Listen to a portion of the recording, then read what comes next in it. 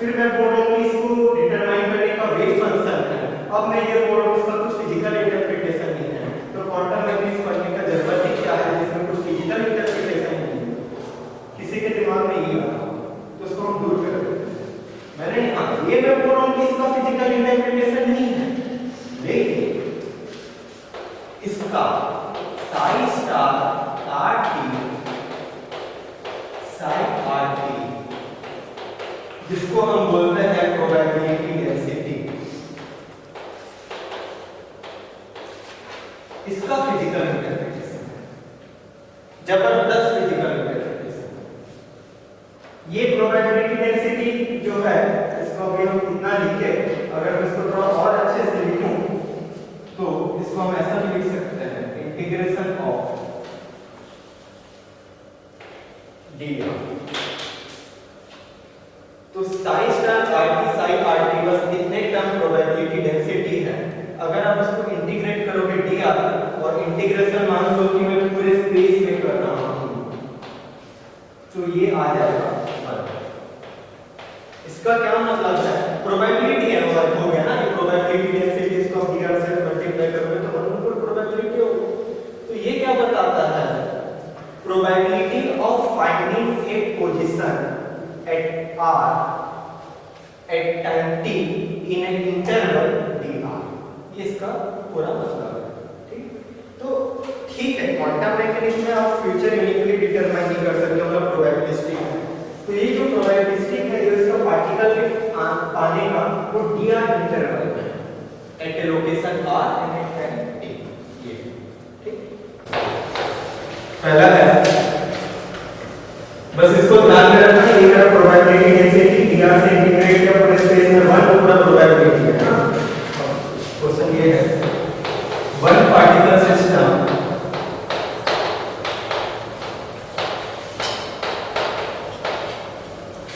Constraint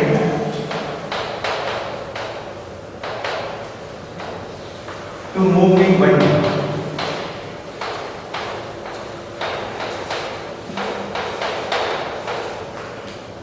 upon how many variables,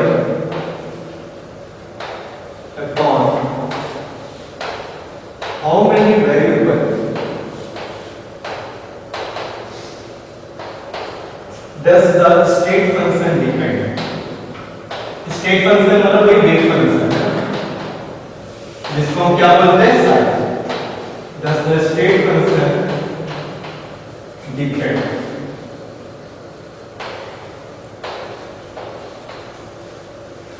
one particle system constrained to move in 1D upon how many variables does the state function depend। इसका answer क्या होगा,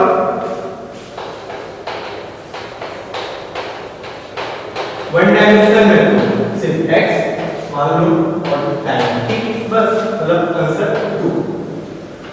अब ये पहला question था, question 2 1 के बदले 2 कर दो, बाकी सब से two particle system constrained to move in 1D upon how many variables does the state function depend। Answer 3। क्या क्या होगा, psi x1 x2 t। Third question, इसको 2 पार्टिकल कर दो, 2 particle system constrained to move in 2D upon how many variables does the state function depend। Answer 5 x1 x2 y1 y2 t। 1 2 3 4 5। Fourth question, if all space, चलो ये all space है, if all space psi star RT psi RT dr, जैसे यहां पर मैंने बताया था कि प्रोबेबिलिटी होगी, अब मैं बोल रहा हूं कि ये फाइनाइट हो जाता है, 1 नहीं है, तो क्या करोगे, होना चाहिए 1, लेकिन मैं यहां पे लिखा हूं फाइनाइट, तो क्या करोगे बताने के लिए, सिंपल सा फाइनाइट से डिवाइड करोगे ना दोनों जगह, तो इससे क्या होगा, ये वाला वेव फंक्शन में कुछ मॉडिफाई आएगा, तो इसको मैं बोल देता हूँ साइन आर टी न्यू। तो इसको कैसे लिखोगे, sine r t divided by root of finite, ये न्यू वेव फंक्शन है। क्योंकि हमें क्या चाहिए, आरएचएस साइड में 1 चाहिए, क्योंकि प्रोबेबिलिटी होना चाहिए 1, यहाँ पे था फाइनाइट, तो इसको डिवाइड करके मैं इस फॉर्म में लिख सकता हूँ।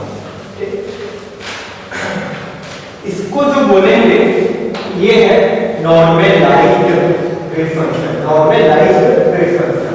और ये जो प्रोसेस जो हुआ, जो मैंने दोनों तरफ जो फाइनाइट करके जो मैं लाया, वो प्रोसेस को बोलेंगे नॉर्मलाइजेबल। तो इसे बोलेंगे नॉर्मलाइज्ड, प्रोसेस को बोलेंगे नॉर्मलाइजेबल। ठीक है, अब अगर मैं पूछूं क्वेश्चन फिफ्थ, ये सेम है, अब मान लो कि इंफिनिट हो गया, अब इंफिनिट हो गया, अब कैसे लाओगे, तो इसका मतलब आप नहीं ला पाओगे, मतलब ये वेव फंक्शन हम लेंगे, मतलब नॉन एक्सेप्टेबल वेव फंक्शन, तो इस टाइप का वेव फंक्शन हम काम नहीं करेंगे। ठीक है, तो होना क्या चाहिए, इससे क्या कंक्लूजन निकला कि जो वेव फंक्शन होना चाहिए वो मेरा फाइनाइट होना चाहिए, और एंड नॉर्मलाइजेबल होना चाहिए। नॉर्मलाइजेबल होने के लिए आरएचएस साइड में फाइनाइट हो तो ठीक है, इनफिनिट हो तो काम नहीं करेंगे।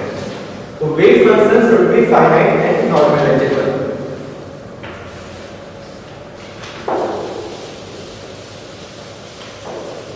अब यहां से हम ये भी बोल सकते हैं, जब ये फाइनाइट जब होगा तो वेव फंक्शन जो होगा वो हमेशा कन्वर्ज करेगा,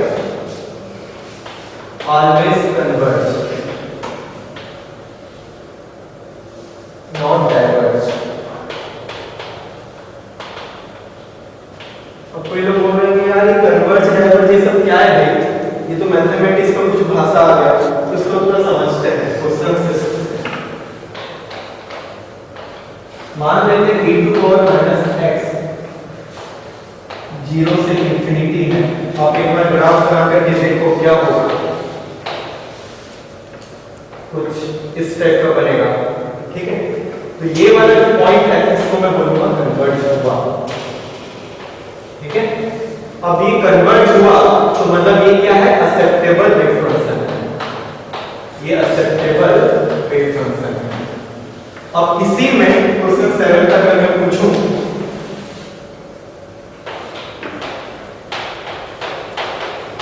e to power minus x में ही माइनस इंफिनिटी से infinity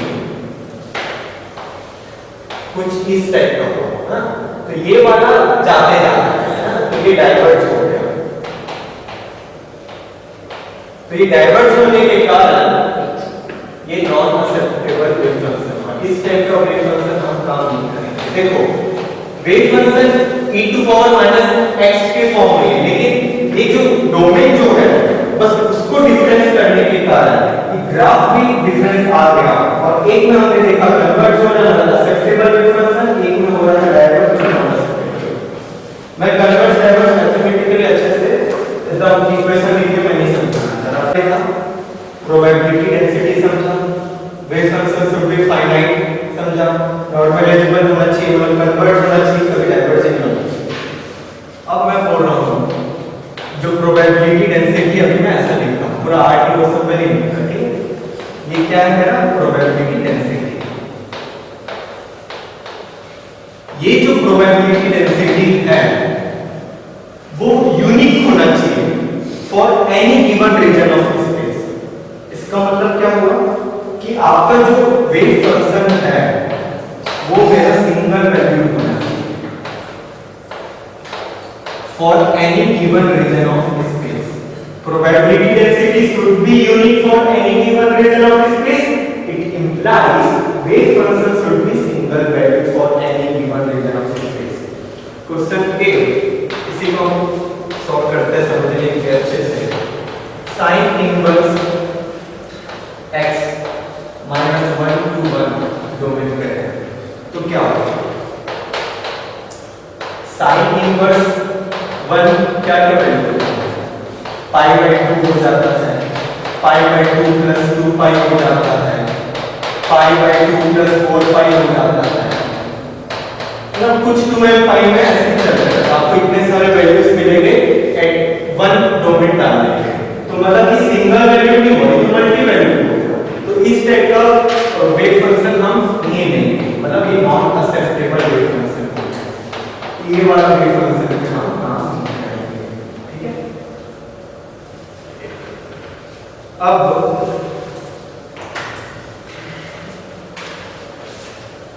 wave function should be continuous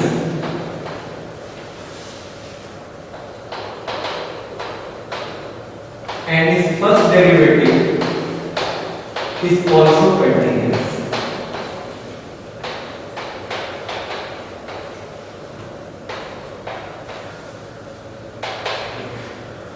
ये कौन सा क्वेश्चन था? क्वेश्चन 9 10s 0 to 2 पाई। देखो जब भी क्या है, आप अगर मैं क्वेश्चन इस टाइप के आते कि कौन सा वेव फंक्शन एक्सेप्टेबल है, कौन सा वेव फंक्शन नॉन एक्सेप्टेबल है, तो आपको जानने के लिए क्या है, जो पर ये सब चीजों को पोस्टुलेट्स के नाम से बोल रहा है। मैं बिना नाम बताए आपको ऐसा बता रहा हूँ, ठीक है, और क्वेश्चन सॉल्व करा रहा हूँ जिससे कि एक का मतलब अच्छे से क्लियर हो जाए। अब acceptable wave function non acceptable wave function जानने के लिए कभी-कभी तो आपको सिर्फ इक्वेशन देख कर या फंक्शन देख के आप जान जाते हैं, है ना। कभी-कभी क्या होता है, आपको ग्राफ बनाना होता है, तो दो ही तरीका है, या तो इक्वेशन देख के जानो या ग्राफ बना के जानो। अब ये देखा 10s 0 to 2 पाई, ठीक, 10s का ग्राफ बनाओ, कैसा रखना है?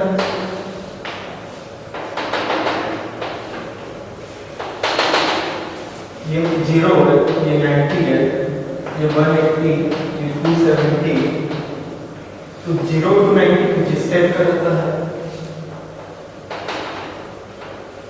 यहाँ पे कुछ इस टाइप का रहता है, ऐसा है ना। आगे क्लियर है। अब देख सकते हो 90 पे कंटिन्यूअस लेना, एक दिखा जा रहा है और एक यहाँ से जा रहा है, तो मतलब 10s non acceptable wave function है। इस टाइप का वेव फंक्शन पे हम काम करेंगे। Question 10 e to power minus mod s, mod है, ध्यान देना, माइनस इंफिनिटी टू इंफिनिटी, इसका ग्राफ बनाओ। ये वन पे आपको ग्राफ अच्छे से नहीं दिख रहा होगा, लेकिन यहाँ पे 7 पॉइंट आता है, तो जब भी 7 पॉइंट आता है तो फर्स्ट डेरिवेटिव जो होता है वो डिसकंटीन्यूअस हो जाता है। तो इसके कारण फर्स्ट डेरिवेटिव डिसकंटीन्यूअस होने के कारण ये भी नॉन एक्सेप्टेबल वेव फंक्शन है। मैं अगर चाहता तो मैं आपको मैथमेटिकली बता सकता हूँ फर्स्ट डेरिवेटिव क्या है, कंटीन्यूअस क्या है, लेकिन इतना अगर समझोगे, इतना तो सिलेबस है, कैसे आप पेपर दोगे ना, तो कुछ ध्यान में रखना कि फर्स्ट डेरिवेटिव कंटीन्यूअस होना है, ये एक्सेप्टेबल वेव फंक्शन के लिए। अगर बोलो कि कंटीन्यूअस नहीं रहेगा तो एक था जब 7 पॉइंट या 7 कॉर्नर आ जाता है तो फर्स्ट डेरिवेटिव डिसकंटीन्यूअस हो जाता है और हम इस टाइप का वेव फंक्शन पे काम नहीं करेंगे। क्वेश्चन 11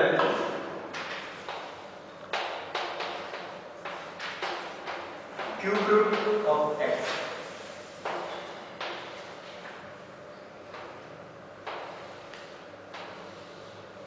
यहां पे देखो वर्टिकल टेंजेंट आ, यहां भी एक वर्टिकल टेंजेंट आता है, तो जब कभी भी वर्टिकल टेंजेंट आता है तो फर्स्ट डेरिवेटिव डिसकंटीन्यूअस हो जाता है, तो ये भी नॉन एक्सेप्टेबल वेव फंक्शन है।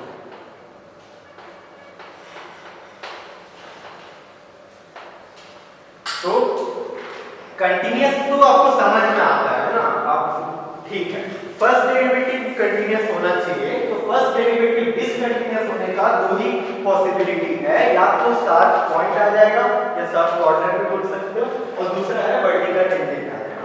जब ये दो पॉसिबिलिटी आता है मतलब फर्स्ट डेरिवेटिव डिसकंटीन्यूअस हो गया, ठीक है।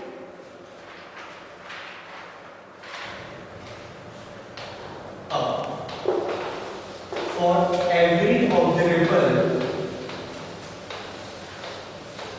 in CM, CM मतलब क्लासिकल में, for every observable in CM there should be an operator in QM. QM का मतलब quantum, there should be an operator in QM. For every observable in CM there should be operator in QM. कुछ example देखते हैं, जैसे कि observable मान लेते हैं, कई सारे ऑब्जर्वेबल आपको पता होगा, पोजीशन, मोमेंटम, एनर्जी, है ना। तो जैसे टोटल एनर्जी लेते हैं, मान लो क्लासिकल मैकेनिक्स का अपना ऑब्जर्वेबल लिया है टोटल एनर्जी, तो क्वांटम मैकेनिक्स के ऑपरेटर में कैसे लिखोगे वो देखते हैं। इसको हम ऐसा रिप्रेजेंट करते हैं, इसको बोलेंगे इनविजिबल, और ऊपर से जो कैपिटल का दिखेगा ना उसको हम बोलेंगे ऑपरेटर।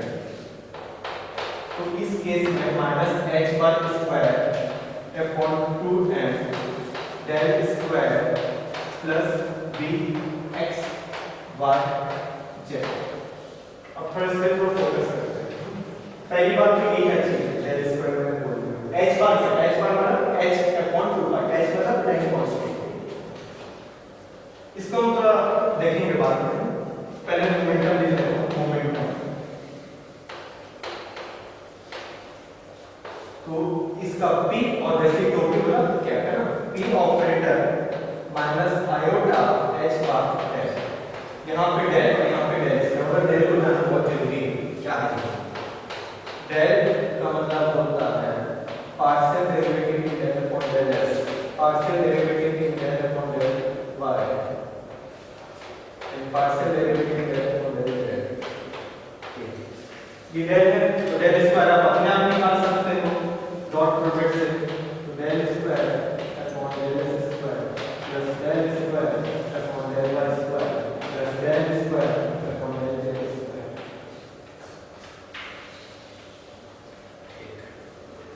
अब थोड़ा ध्यान देने वाली बात ये है, टोटल एनर्जी क्लासिकल मैकेनिक्स का ऑब्जर्वेबल, क्वांटम मैकेनिक्स का ऑपरेटर को हमने इस टाइप का लिखा। इस पे जो डेल स्क्वायर है सभी देखो कि सेकंड ऑर्डर वाले हैं, ये वाला जो टर्म होता है ये वाला, इसको हम बोलेंगे काइनेटिक एनर्जी, और ये जो की है पोटेंशियल एनर्जी। तो kinetic energy second order of velocity है, पोटेंशियल एनर्जी में कहीं मैं टाइम नहीं लिखा, दिमाग में चल रहा है बंदे ने टाइम क्यों नहीं लिखा, जब वो वेव फंक्शन में टाइम लिख सकता है लेकिन यहां पे टाइम क्यों नहीं लिख सकता। मैं इसलिए नहीं लिख रहा क्योंकि सीएस है सिलेबस पे टाइम डिपेंडेंट परटर्नेशन नहीं है। अब मैं ऐसा क्यों बोल रहा हूं थोड़ा समझो ना, जब पोटेंशियल टाइम के ऊपर डिपेंड हो जाएगा, जैसे कि आप इलेक्ट्रोमैग्नेटिक वेव्स में देखोगे ना, तो उस जगह पे क्या करना रहता है, उसको सॉल्व करने के लिए हमें टाइम डिपेंडेंट परटर्नेशन थ्योरी यूज करना है, ठीक। और हमारे कोर्स में टाइम डिपेंडेंट परटर्नेशन थ्योरी की मतलब कभी पोटेंशियल टाइम के ऊपर डिपेंड होता है, ये पहला। दूसरा पॉइंट ये है, ये टोटल एनर्जी को आप इलेक्ट्रॉनिक ऑपरेटर में तभी लिख सकते हो, तीन कंडीशन होना चाहिए। पहला कि टोटल एनर्जी कांस्टेंट होना चाहिए, दूसरा kinetic energy second order of velocity होना चाहिए, और तीसरा potential energy independent of time होना चाहिए, तभी जान करके आप टोटल एनर्जी को इलेक्ट्रॉनिक ऑपरेटर में अदरवाइज, ठीक है। तो जहां कहीं भी इलेक्ट्रोमैग्नेटिक वेव्स को आ जाता है ना, पोटेंशियल एनर्जी टाइम के ऊपर डिपेंड हो जाता है, तब आप इस फॉर्म पे नहीं लिख सकते हैं इलेक्ट्रॉनिक ऑपरेटर में, ठीक है। अब ये क्लियर हो गया, तो there should be an operator in QM. तो हमने ये कुछ कई सारे ऑब्जेक्ट है, मैंने सिर्फ दो थोड़ा लगा कि आपको एक्सप्रेशन पता नहीं होगा तो मैंने ले लिया, जैसे पोजीशन और बहुत सारे मतलब ऑब्जेक्टेबल रहते हैं उसके ऑपरेटर रहते हैं, ठीक है।